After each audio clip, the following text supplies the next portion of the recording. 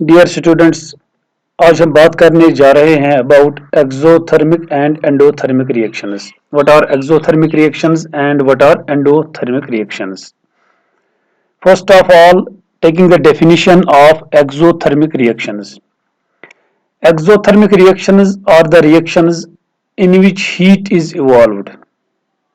ऐसी रिएक्शंस जिन रिएक्शंस में heat evolve हो जाती है, हीट इवॉल्व हो जाती है या हीट प्रोड्यूस हो जाती है. ऐसी रिएक्शंस जो रिएक्शंस जब होती है तो उनमें से हीट बाहर निकलती है, हीट प्रोड्यूस हो जाती है.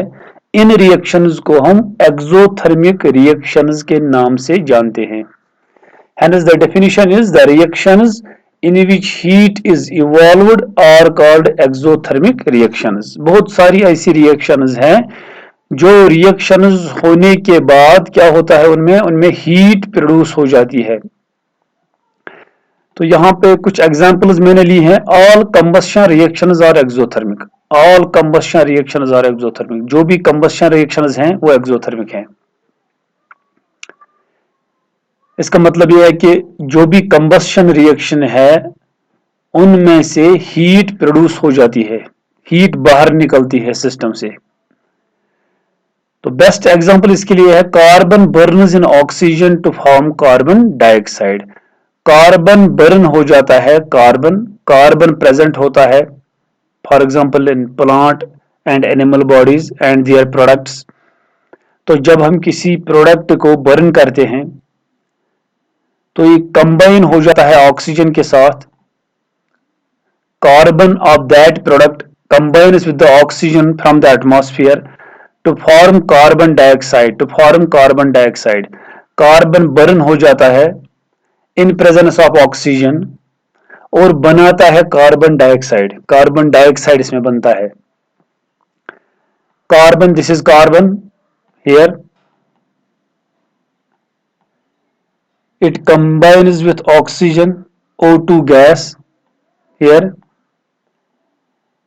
and the product is carbon dioxide plus an important thing, plus heat.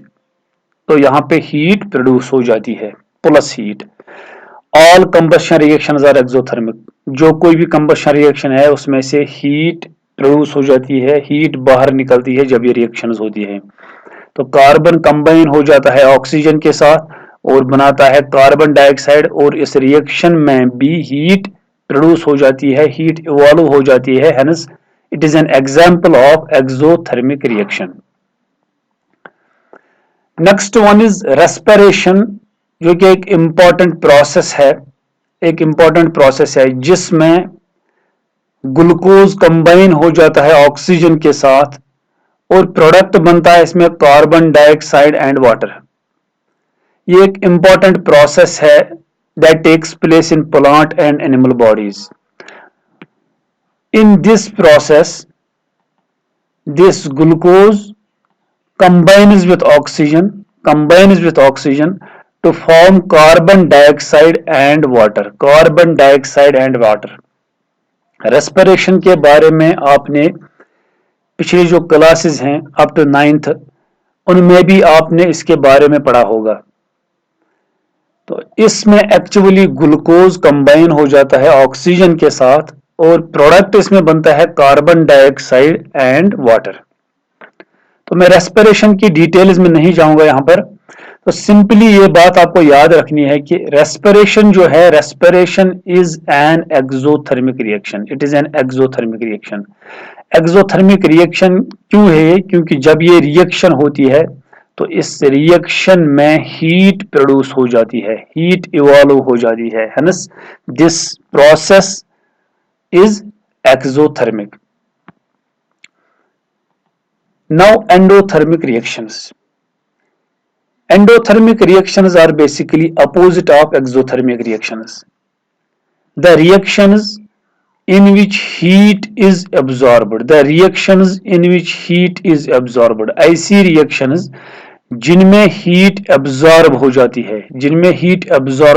है, आर कॉल्ड एंडोथर्मिक रिएक्शंस। ऐसी रिएक्शंस जिन रिएक्शंस में हीट अब्सॉर्ब हो जाती है। ये रिएक्शंस तभी होती हैं जब इन रिएक्शंस में हम रिएक्टेंट्स को हीट करते हैं।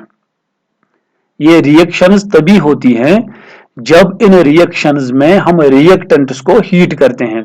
तो हीटिंग के बाद ही इसमें प्रोडक्ट बनता है।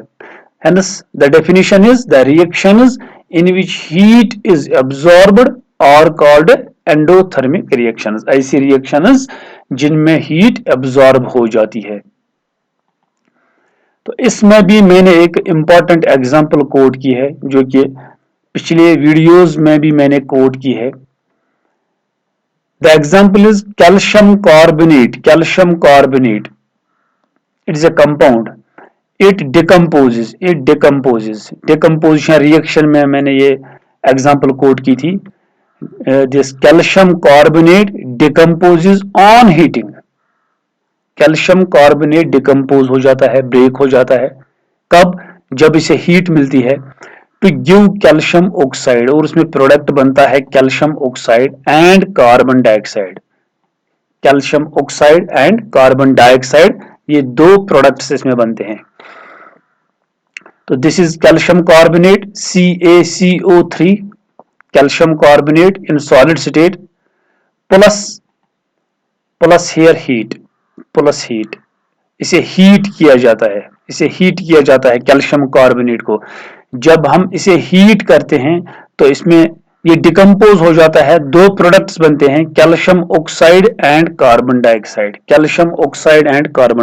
Hence this decomposition of calcium carbonate is an example of endothermic reaction. It is an example of endothermic reaction. And this process, again an important process that takes place in plants, photosynthesis. इसके बारे में भी आपने पिछले classes में पढ़ा होगा। photosynthesis, it is also an endothermic reaction. Photosynthesis is also an endothermic reaction. Photosynthesis में क्या होता है? इसमें कार्बन डाइऑक्साइड जिस CO2 कंबाइन हो जाता है वाटर के साथ in presence of sunlight and chlorophyll, और इसमें बनता है ग्लूकोज एंड ऑक्सीजन। तो ये रिएक्शन जो प्लांट्स में होती है, this reaction is also an example of endothermic reaction. Photosynthesis is also an example of endothermic reaction.